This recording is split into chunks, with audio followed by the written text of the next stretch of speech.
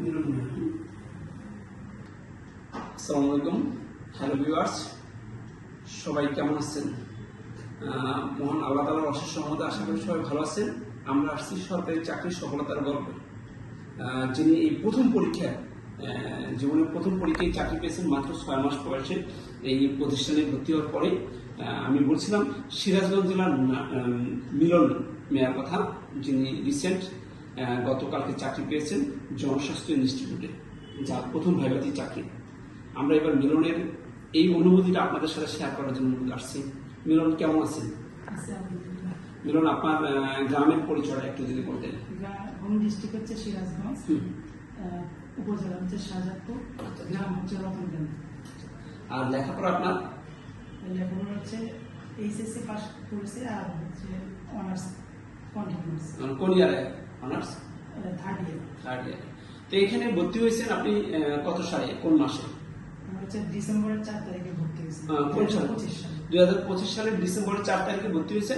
আর আপনার গতকালকে চাকরি হলো জুন মাসের 4 তারিখে, মানে টোটাল 6 মাস।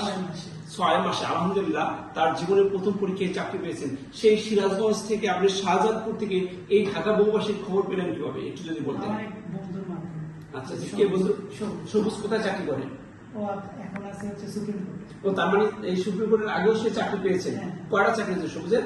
টোটাল 4টা চাকরি হয়েছে সবুজ।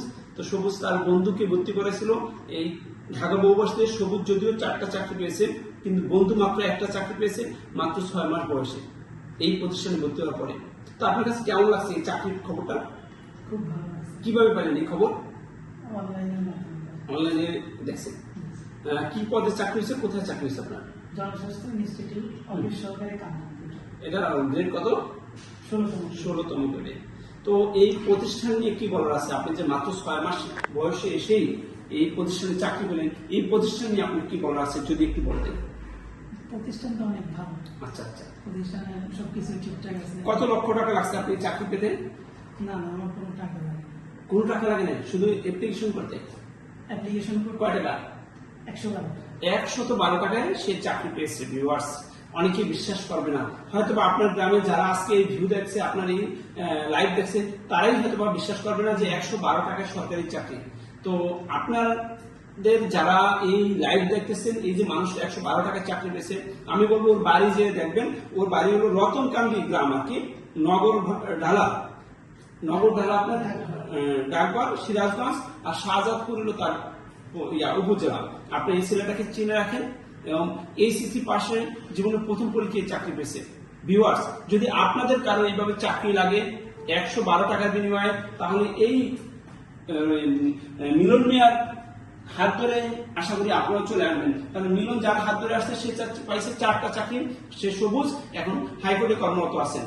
তো সে একটা শুরু করছে, সেও হয়তো বা সবুজ 4টা পাবে, সে 8টা পাবে। কারণ আপনি কি পড়ালেখা বন্ধ করে দিবেন, না এখনো পড়ালেখা কন্টিনিউ করবেন, আরো চাকরি নেবেন?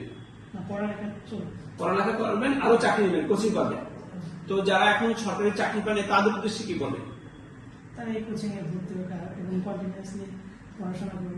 আচ্ছা, আমাদের ল্যাব, তারপরে লাইব্রেরি, শিক্ষা ব্যবস্থা, টিচাররা যে ক্লাস নেয় সবকিছু কি আপনি স্যাটিসফাইড? হ্যাঁ, অবশ্যই। আচ্ছা, তো ল্যাবটা অনেক বড়, লাইব্রেরিটা আরো বড়। আচ্ছা, আলাদা জায়গায় ক্লাসরুম আলাদা জায়গায়, অন্য ভবনে আর কি। এদের জন্য কি বলার আছে? আপনি প্রথম খবরটা কাকে দিয়েছেন চাকরি হওয়ার পরে? আমি প্রথম খবর দিয়েছি আমার মাকে। তারপর আপনার মা কি বলে শুনি? আমার মা তো খুব খুশি হয়েছে। তারপরে আমার ভাই আছে, তারপর ফ্রেন্ড। আচ্ছা, ওই যে যার মাধ্যমে আসছেন। ভিউয়ার্স, আমরা শুনছিলাম সিরাজগঞ্জ জেলার মোহাম্মদ মিলন মিয়ার গল্প, যিনি গতকালকে চাকরি পেয়েছেন 6 মাসে এই প্রতিষ্ঠানে ভর্তি হওয়ার পরে। 6 মাস বয়সেই প্রথম ভাইবাতে তার চাকরি হয়েছে এই জনস্বাস্থ্য ইনস্টিটিউটে অফিস সহকারী কাম কম্পিউটার মুদ্রাক্ষরিক পদে। আপনাদের যদি বিশ্বাস না হয়, সরাসরি সে এখনো ক্লাস করবে, আপনি এসে দেখতে পাবেন। যদি তার লাইভ দেখে আপনাদের ভালো লেগে থাকে, তাহলে আপনারা চলে আসেন, আপনাদেরও চাকরি হবে 112 টাকায়। অপেক্ষা রইলাম আপনাদের, যখন আপনারা ফিল করবেন যে ঢাকা বহুবাসী মানে বাংলাদেশের প্রথম লিখিত জগতের প্রতিষ্ঠান, যেখানে ভর্তি হলেই হয় সরকারি চাকরি। তার জ্বলন্ত প্রমাণ আমাদের এই যে এই মানুষটি সিরাজগঞ্জ থেকে এসে, এমনটাই। তো সবাই তার জন্য দোয়া করবেন। এবং যারা ফ্রি চাকরি চান তারা আসবেন, এই অপেক্ষায় রইলাম। সে পর্যন্ত ভালো থাকবেন। আল্লাহ হাফেজ। আসসালামু আলাইকুম। আসসালামু আলাইকুম।